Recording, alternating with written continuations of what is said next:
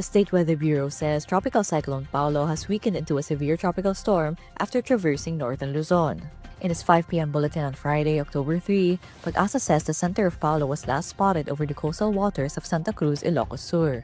It carries maximum sustained winds of 110 kilometers per hour and gustiness of up to 165 kilometers per hour. Tropical cyclone wind signal number 3 is raised over 7 areas in Luzon where storm force winds may pose moderate to significant threat to life and property. 10 other Luzon areas are under signal number 2 where gale force winds may bring minor to moderate impacts. Meanwhile, signal number 1 is up over 14 Luzon areas where minimal to minor impacts are expected due to strong winds. According to Pag-asa, Paulo is forecast to re-intensify into a typhoon within the next 12 hours. Pag-asa says Paulo is seen to move generally west-northwestward and exit the Philippine area of responsibility on Saturday morning, October 4.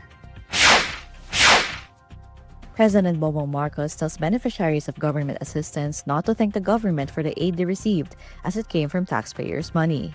Marcos led the distribution of carabaos and farm implements to the Aida community in Porac, Pampanga on Friday, October 3. Pagka meron kayong pangangailangan, huwag kayong magdadalawang isip na humingi. At hindi ito po ang aming ginagawa. Pagka yung mga meron kaming nabibigyan ng kaunting benepisyo, ay nagte-thank you. Huwag na kayong mag-thank you. Dahil trabaho talaga namin ito. Kaya ipera ninyo ito. Kaya binabalik lang namin sa inyo ito. During the event, 60 carabaos and 30 carabao drawn cards were distributed to the Aida community, where 127 Aitas were reintegrated through the Department of Social Welfare and Development's Pag-abot program. The assistance aims to improve the Aita's quality of life and reduce the likelihood of returning to street begging. Additionally, Brigada backpacks for students and 2 Starlink units were also handed over to the Katutubo Village Elementary School. Public Works Secretary Vince Dizon is asking the Professional Regulation Commission to permanently revoke the licenses of those who are proven to be involved in anomalous flood control projects. Dizon and PRC Chair Charito Zamora signed on Friday, October 3, an agreement that will cancel the licenses of engineers and other professionals under the Department of Public Works and Highways if proven to have committed irregularities in flood control projects. Kailangan magkaroon talaga ng malalim na working relationship ang DPWH at ang PRC para hindi lang mapanagot yung mga na-involved dito sa mga anomalya, kundi para din strengthen yung pagtutulungan ng DPWH at ng PRC para mapigilan na natin na maulit pa ulit ito sa mga susunod na taon. According to Dizon, this agreement with the PRC will safeguard institutions. It's not just about accountability, but it's also about safeguarding the institutions and the projects that the DPWH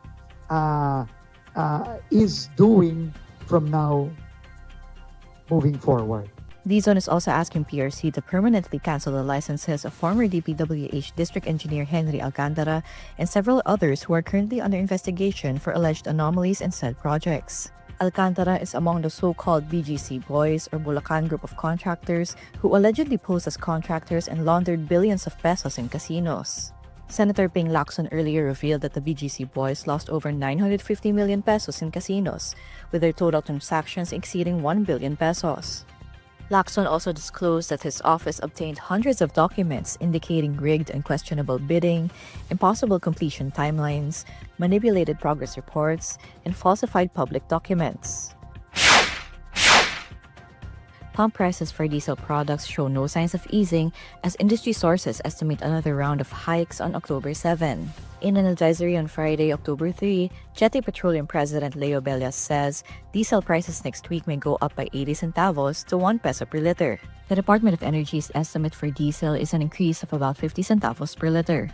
For the previous 6 consecutive weeks, diesel prices had already increased by a total of 5 pesos and 10 centavos per liter.